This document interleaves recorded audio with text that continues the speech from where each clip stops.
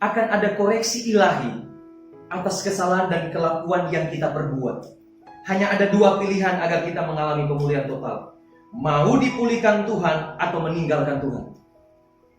Kalau saudara mau dikoreksi, mau diperbaiki, saudara kalau ujian, guru itu mengoreksi kalau ada kesalahan. Kalau ada ulangan di sekolah, guru akan mengoreksi kalau ada kesalahan.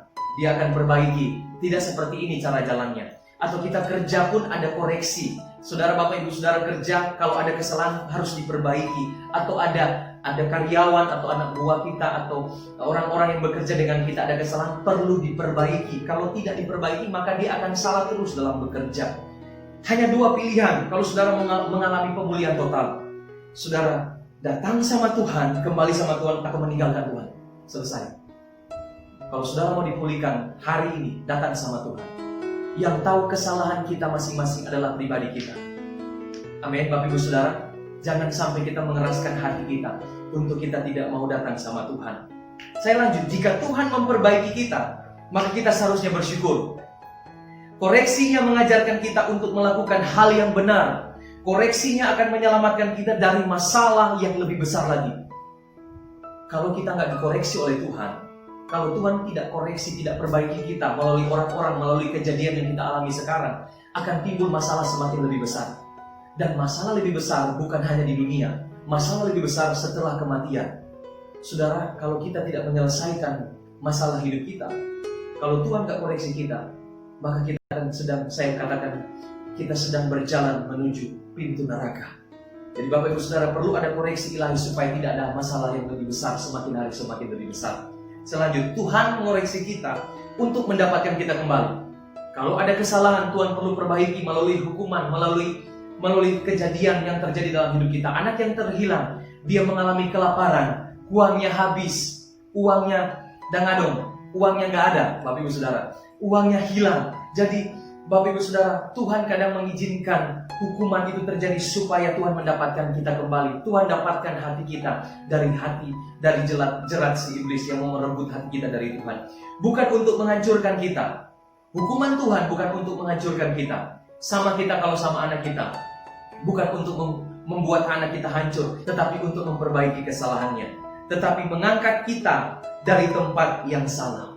Koreksi Tuhan perlu supaya Tuhan mengangkat kita dari tempat yang salah. Kadang kita berjalan, kadang kita berada di tempat yang tidak seharusnya kita berjalan. Saudara, sebagai orang Kristen, saudara tidak perlu ada di bar, tidak perlu ada di tempat kafe. Itu bukan tempat saudara. Amin. Saudara nggak usah ada di tempat yang minum-minum. Saudara nggak usah ada di tempat-tempat pergaulan yang buruk. Itu bukan tempat saudara. Tuhan memindahkan posisi kita dari neraka ke sorga.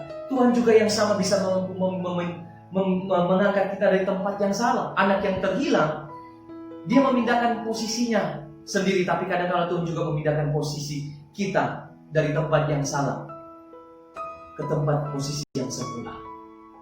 Saudara, kalau saudara jalan di jalan tol, saudara akan ikuti Google Map. Kalau Google Map bilang, jangan belok kiri, ya. Kalau dia bilang belok kanan, kita belok kanan. Ya, masuk tol ini, masuk tol ini. Tapi selama tante Google ini belum ngomong, kita nggak akan belok, benar nggak Bapak Saudara kan? Ya, nggak mungkin sepanjang perjalanan, waktu kita naik mobil, belok kiri, belok kiri, belok kiri, belok kiri, belok kiri. Maka kita akan emosi dan kita akan matikan Google Map ini. Tapi selama belum belok, dia nggak akan ngomong. Tapi waktunya belok, dia akan belok. Jadi kita harus berjalan di tracknya Tuhan, di tempat yang seharusnya, bukan tempat yang salah. Dan saya percaya malam hari ini saudara ada di tempat yang benar. Saudara mencari Tuhan. Amin Bapak Ibu Saudara. Amsal 13 ayat 24 dikatakan begini. Siapa tidak menggunakan tongkat benci kepada anaknya, tetapi siapa mengasihi anaknya menghajar dia pada waktunya. Jadi seorang ayah, dia nggak boleh pukul terus anaknya. Nggak salah tiba-tiba dipukul, nggak salah tiba-tiba dihajar. Karena ada orang tua seperti itu. Dikit-dikit anaknya ditendang, dikit-dikit anaknya dimarahi.